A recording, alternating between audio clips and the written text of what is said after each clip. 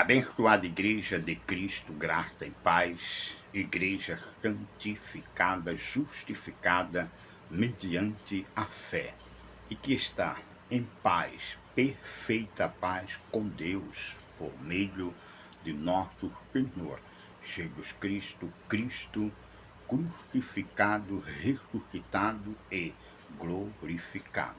É o Cristo quem nos ama com amor eterno e com seu precioso sangue. Ele mesmo nos comprou, lavou e perdoou todos os nossos pecados passados, presentes ou futuros, porque afirma Hebreus 10:14 que Deus em Cristo, por uma única oferta, ele nos aperfeiçoou para sempre. Creia que para sempre é para sempre e não há nenhuma ameaça quanto à nossa perfeição em Cristo. Creia.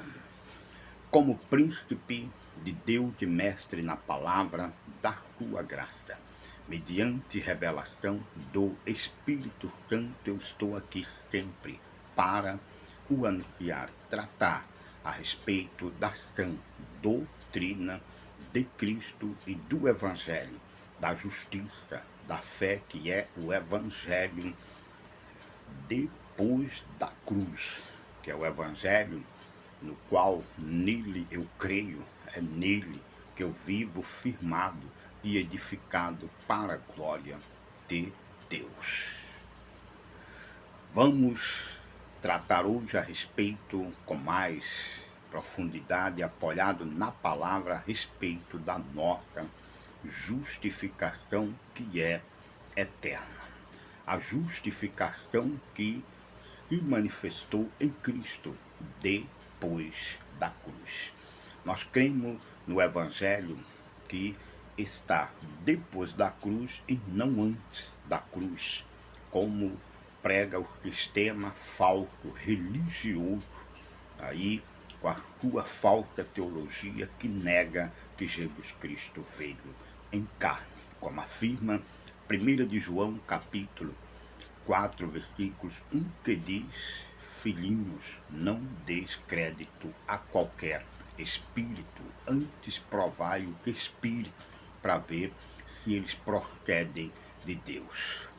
Pois todo espírito que confessa que Jesus Cristo veio em carne é de Deus, e todo espírito que não confessa que Jesus Cristo não veio em carne não é de Deus. Este é o espírito do anticristo que viria e presentemente já está no mundo. Palavras de Deus revelada ao seu apóstolo João. 1 de João, capítulo 4, versículos 1. Confira esta verdade. Então, Gisele, existe umas pregações que é chamada de evangelho, que não é evangelho, porque evangelho só tem um evangelho, é o que foi confiado aos apóstolos e depois revelado na sua plenitude a Paulo. Paulo, sendo este por Deus constituído o principal apóstolo que recebeu a plenitude da revelação do verdadeiro evangelho que está depois da cruz. E é este evangelho que apresenta o homem e a mulher de Deus perfeitos em Cristo. E todos que pregam, Gisele, o evangelho antes da cruz é digno de estas pregações ser chamadas de evangelho? Não. A palavra diz que toda e qualquer pregação que está antes da cruz não é evangelho, é anátema, porque a palavra deixa bem claro que só existe um evangelho, que a Escritura chama o evangelho da justiça, da fé, que é o evangelho que não requer dos eleitos de Deus obra de sacrifício, para que ninguém anule em suas vidas a cruz de Cristo. A palavra deixa bem claro em Efésios 2:9, que diz: não de obras para que ninguém se glorie, versículos 10 de Efésios 2 diz: porque somos feitura dele. De quem? De Deus. Criado em quem? Em Cristo Jesus, para as boas obras, as quais Deus de antemão preparou para que nós andemos nelas. Então, Gistelmo, toda pregação que exige do crente obras, sacrifícios, participação de campanha disto, de campanha daquilo, não é evangelho e nada tem a ver com Cristo e nem com o ensinamento do Espírito Santo. Sim, exatamente. Toda e qualquer pregação antes da cruz está ligada ao anticristo e não estão confessando que Jesus Cristo veio em carne. E como, Gisele, podemos discernir ou entender que a pregação não confessa que Jesus Cristo veio em carne? É dizer que o crente é um pecador, é um miserável, que o crente precisa se aperfeiçoar para poder ser salvo e no dia do juízo não ser julgado e condenado. Toda contradição ao que Cristo já fez. E todo evangelho que diz que o crente está aperfeiçoado, está justificado, é salvo para sempre, e estes não entrará em juízo, porque em Cristo significa passar da morte para a vida, significa passar de Adão, o homem do pecado, para Cristo, o homem da justificação. Gistelmo, isto é tremendo, sim, é tremendo, quando por Deus nos é dado, mediante a sua graça e o seu Espírito, este entendimento, porque 90% das igrejas hoje prega um evangelho antes da cruz. E se não bastasse, ainda pregam coisas do judaísmo, querendo que a igreja de Cristo se submeta e imite o judaísmo. Não tem nada a ver com o verdadeiro evangelho. O verdadeiro evangelho diz que nós em Cristo estamos justificados. Não seremos justificados, já somos, pois, justificados. Mostra que também todos os nossos pecados em Cristo já foram perdoados, não serão, já foram perdoados.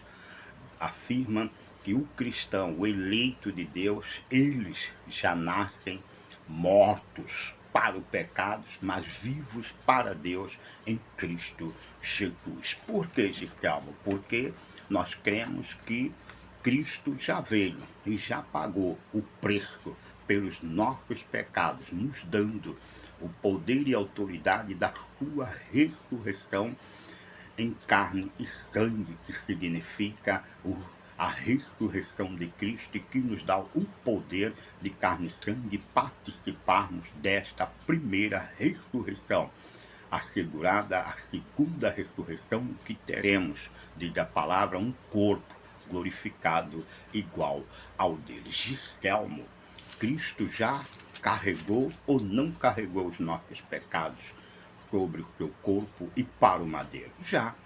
Só que o sistema interessa a eles para manter o povo cego e escravizado ao seu sistema falso e religioso, de tiranos pregadores que se chamam de pastor e até hoje pastoras, que se levantou aí em desobediência à Escritura. Pastoras, biblicamente, não existem. Pastor, e aqueles que estão constituídos pelo Espírito de Deus, vai falar e está de acordo com o que Cristo já fez por nós. Gistelmo, Cristo carregou ou não? Vamos lá.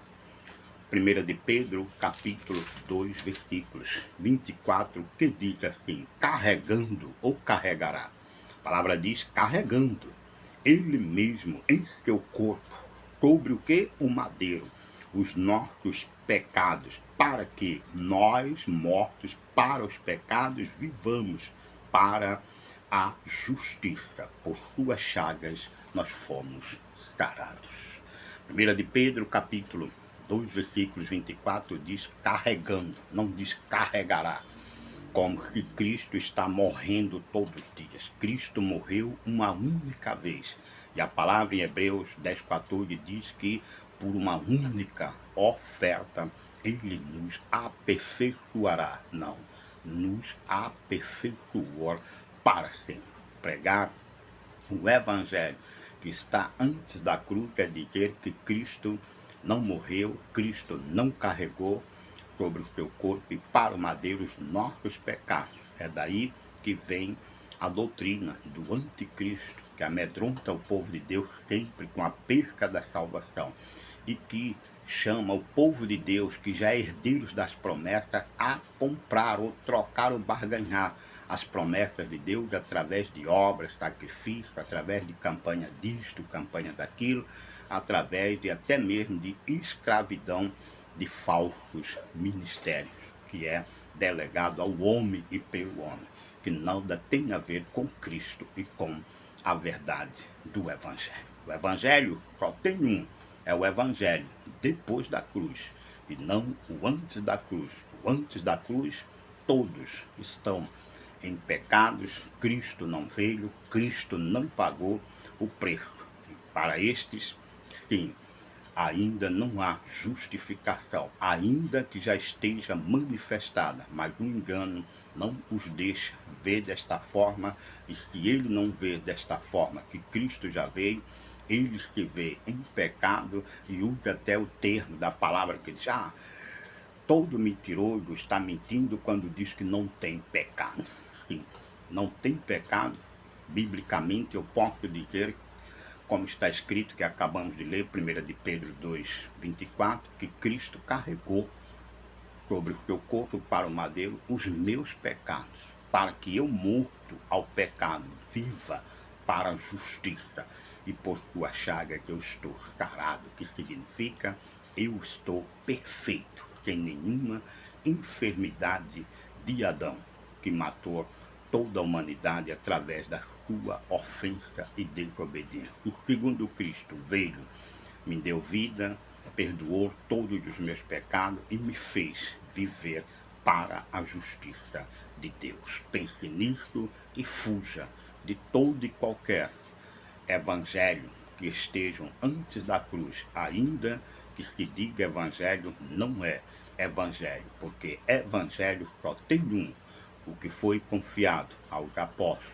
e principalmente a Paulo, o principal apóstolo e pregador deste pleno evangelho, o evangelho da graça de Deus. Pense nisso, igreja, graça e paz.